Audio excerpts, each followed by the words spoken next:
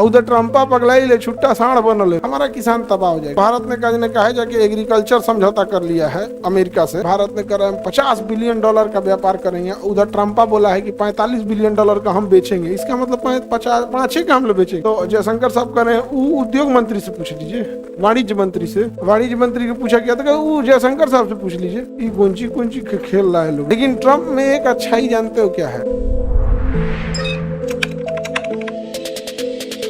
Genetically modify में सबसे आगे है अमेरिका। सबसे आगे कौन है? अमेरिका। जेनेटिकली मॉडिफाई में सबसे आगे कौन है? अमेरिका है। और हर चीजों के मामले में, और खेती वगैरह में भी जेनेटिकली मॉडिफाई में कौन है? अमेरिका। अमेरिका का मक्का का ये सब अगर इंडिया में आ जाएगा। भारत ने कहा है जाके एग्रीकल्चर समझौता कर लिया है अमेरिका से।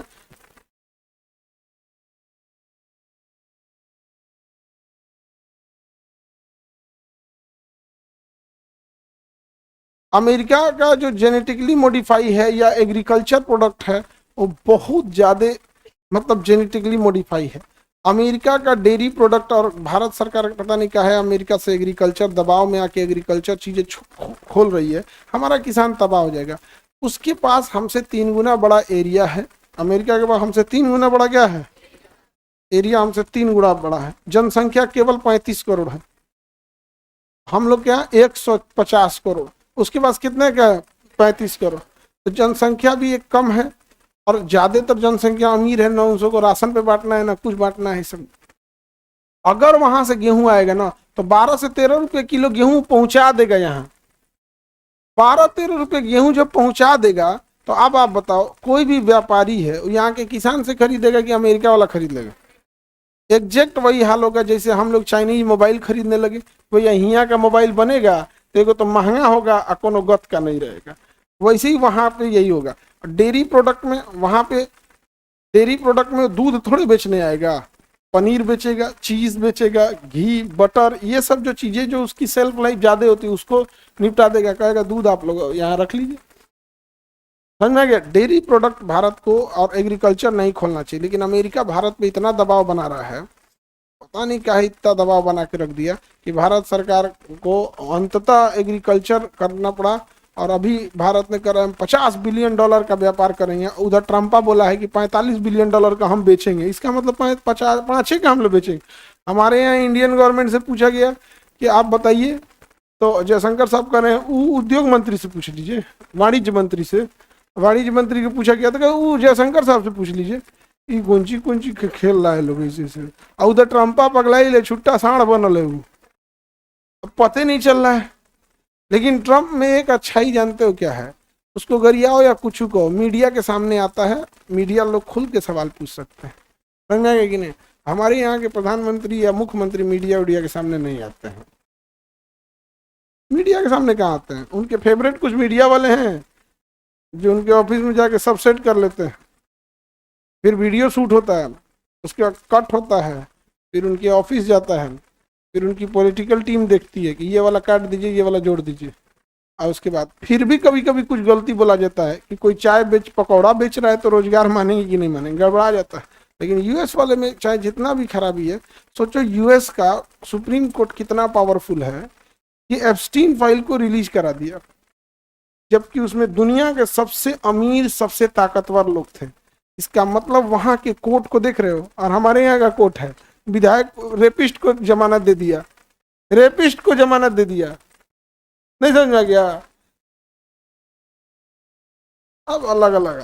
तो जेनेटिकली मॉडिफाई का मतलब समझ में आ गया? जानवरों पे भी है और फसलों पे भी है। फसलों पे है तो भैया फसलों की संख्या क्या हो जाएगी? बढ़ जाएगी। कुछ ऐसे फसल बनाए जाएंगे, जैसे अंगूर का जेनेटिकली मॉडिफाई आएगा, उसमें अंगूर ज्यादा लगेंगे।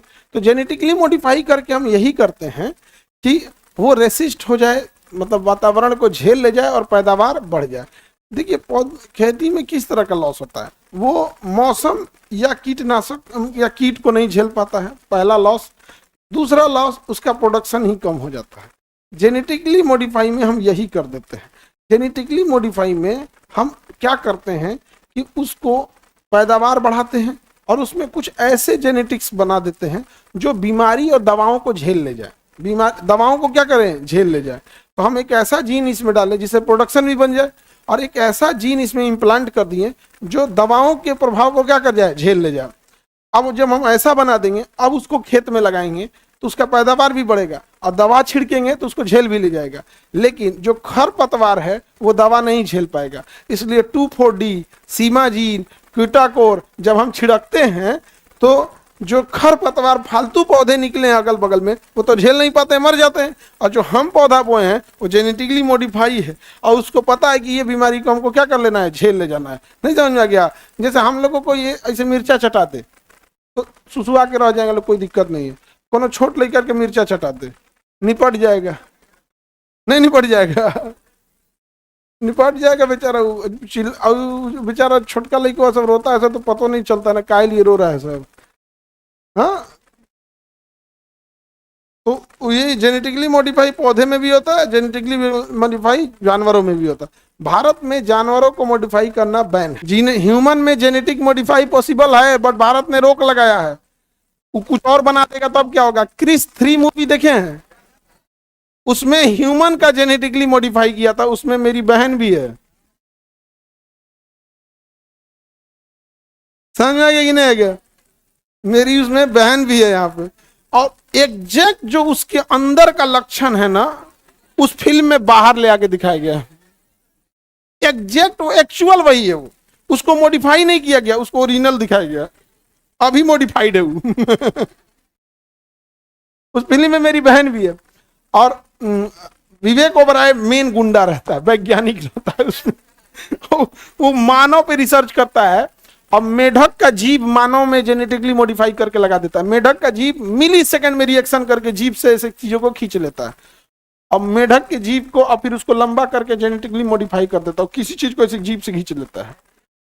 समझ में आ गया? तो ये मूवी में दिखाया गया। मूवी में तो थोड़ा सा बढ़ा चढ़ा के भी दिखा देता है, बट मानव पे इस पे करने पे क्या लगाया गया है? रोक लगाया गया।